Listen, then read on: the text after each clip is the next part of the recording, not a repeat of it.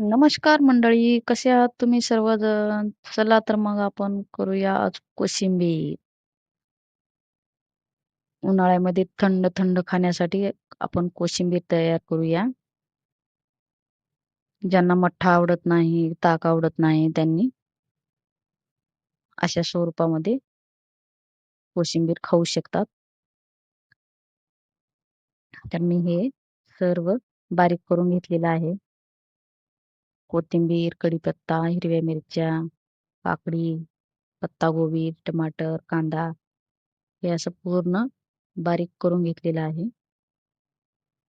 आणि 2 ते 2.5 वाट्या मी दही घेतलेलं आहे. तर आता मी याला हे बारीक करून घेतलेलं आहे, तरी पण आपण याला अजूनही एका पद्धतीने बारीक करून घेऊया. मी कोशिंबीर करत असताना अशा पद्धतीने थोडंसं बारीक करून घेत असते. थोडं-थोडं जाडसर असते. कितीही जरी बारीक कापलं ना आपण, तरी थोडं-थोडं कुठेतरी जाड-जाड असतेच.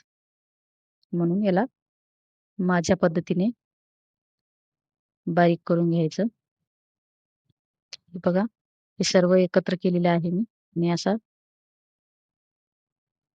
चिरूट असलेला गिलास घ्यायचा आणि त्याच्याने असं थोडंसं खसखस, खसखस, खसखस मारून घ्यायचं. हे असं केल्यामुळे आपण जे बारीक केलेलं होतं, ते अजून बारीक होते.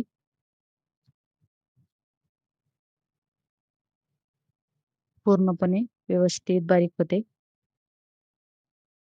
हे बघा, हे असं मी याला थोडंसं बारीक करून घेतलेलं आहे गिलासाने. किती छान बारीक झाले बघा.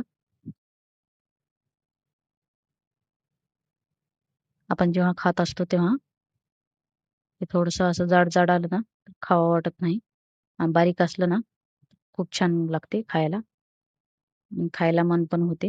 हे बघा, आता कोणीही खाऊ शकते, लहान बाळं, मोठे आणि लहान कोणीही खाऊ शकतं याला. तर आता मी हे दही घेतलेलं आहे 2 ते 2.5 वाट्या आणि त्या दहीमध्ये हे सर्व टाकून मिक्स करत आहे.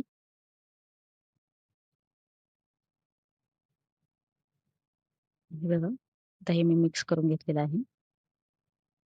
हे असं हलवून व्यवस्थित आपण याला मिक्स करूया. खूप छान अशी भारी झणझणीत अशी आपली कोशिंबीर तयार झाली होती. नंबर 1 खायला. अगदी अचारासारखी कोशिंबीर तयार होते अशा पद्धतीने केल्यास. हे बघा, हे असं पूर्ण हलवून व्यवस्थित ठेवलेलं आहे. हे थोडीशी साखर आणि मीठ घातलेलं आहे चवीप्रमाणे. आपल्याला जेवढं चव पाहिजे तेवढं आणि हे थोडंसं धनेपूड आहे. जरासं धनेपूड घातलेलं आहे मी आणि हे आहे जाडसर वाटलेलं शेंगदाण्याचं आणि थोडेसे तीळ घालून मी भाजून याला जाडसर वाटून घेतलेलं आहे आणि ते घालत आहे. याच्याने खूप छान चव येते. तुम्ही करून बघा नक्की एकदा. अगदी चवदार लागते आणि खायला एकदम भारी लागते. कूट टाकल्यामुळे थोडंसं टाकायचं. अगदी थोडंसं मी 2 चमचे शेंगदाणे घेऊन, 1 चमचा तीळ घेऊन त्याला भाजून जाडसर कूट तयार करून याच्यामध्ये घातलेला आहे. तर आपली कोशिंबीर आता तयार झालेली आहे ही. तर आपण याला थोडंसं तडका देऊन घेऊया. तडक्यासाठी हे असं तेल घ्यायचं आणि थोडंसं कढल्यानंतर याच्यामध्ये आपण जिरे नाही टाकायचं. जिरेऐवजी मोहरी घालायचं. मोहरी टिक्क्या. कोणी टिक्क्या म्हणतात, कोणी मोहरी म्हणतात. पण मोहरी टाकल्याने दिसायला छान दिसते आणि चव पण छान येते. हे बघा,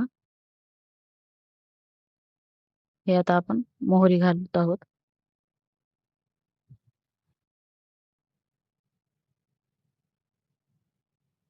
ही मोहरी तडतडली की आपण याच्यामध्ये थोडीशी मिरची आणि कढीपत्ता टाकूया. हे बघा, आता मी याच्यामध्ये कढीपत्ता आणि मिरची घातलेली आहे. याला छानसं कढवून घेऊया. हे थोडंसं खरपूस भाजल्यानंतर, कढल्यानंतर आपण हे तडका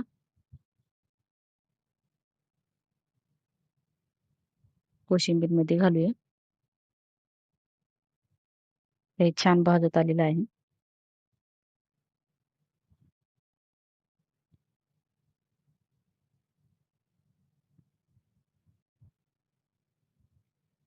थोडंसं व्यवस्थितच भाजून घ्यायचं. याच्याने मिरचीचा स्वाद कोशिंबीरमध्ये येतो. कच्ची मिरची टाकण्याऐवजी हे असं कढवून टाकल्याने खायला पण छान लागते आणि चवदार पण होते. आता मी हे कढलेलं पूर्ण कोशिंबीरमध्ये टाकलेलं आहे आणि आता आपण हलवून घेऊया व्यवस्थित. तर हे आता आपली कोशिंबीर तयार झालेली आहे. तर मैत्रिणींनो, तुम्हाला माझी कोशिंबीर कशी वाटली ते मला कमेंटमध्ये सांगा. आणि जर माझा व्हिडिओ आवडला असेल तर माझ्या चॅनलला नक्की लाईक आणि सबस्क्राईब करायला विसरू नका. मी तुम्हाला असे छोटे छोटे व्हिडिओ टाकत राहीन बघण्यासाठी.